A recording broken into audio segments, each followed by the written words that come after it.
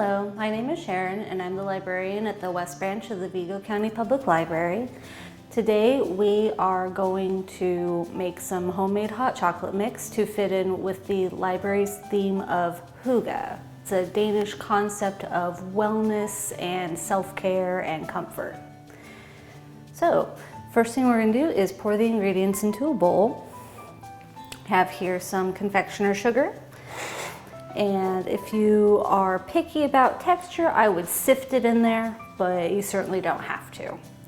Powdered sugar is better than granulated because it will melt more smoothly into the hot water, and instead of having sugary chunks, it'll just be a smooth mixture.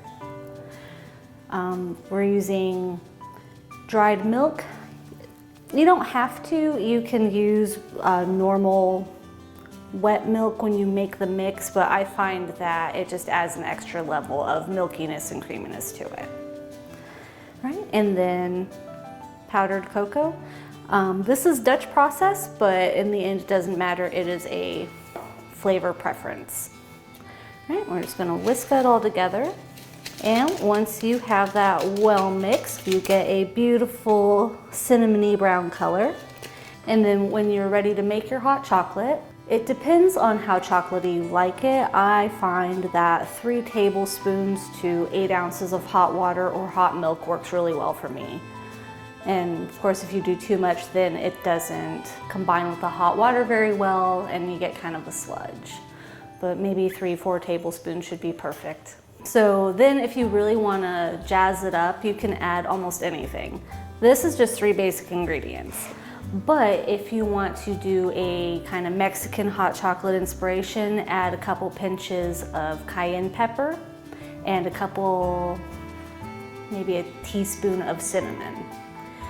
For something kind of chai spiced, cardamom, allspice, more cinnamon, vanilla, those all work really well in this mixture. If you want a stronger flavor, use powdered cinnamon or powdered vanilla. If you want a more subtle flavor, just throw a cinnamon stick and a vanilla bean in there, and as your mixture sits around, it will permeate and it will create a nice subtle flavor. We have here some cut up chocolate bar. You can grate it, you can leave it in chunks, it just depends on if you want like a surprise chunk of chocolate in there. And that makes it really creamy and really delicious. There are so many ways you can personalize this. I've highlighted a couple of my favorites, and just don't be afraid to experiment. Ground spices are your friend, so don't put whole cloves in there, don't put whole allspice berries, but they add a really nice level of flavor. For your mixture, store it in an airtight container. I personally have one at home that I made last year that is still going strong, still tastes just fine. So just keep it in an airtight container and you'll be good to go. So to learn more about the Hygge events we have coming up, go to the library's website and click on the calendar in the upper left-hand corner.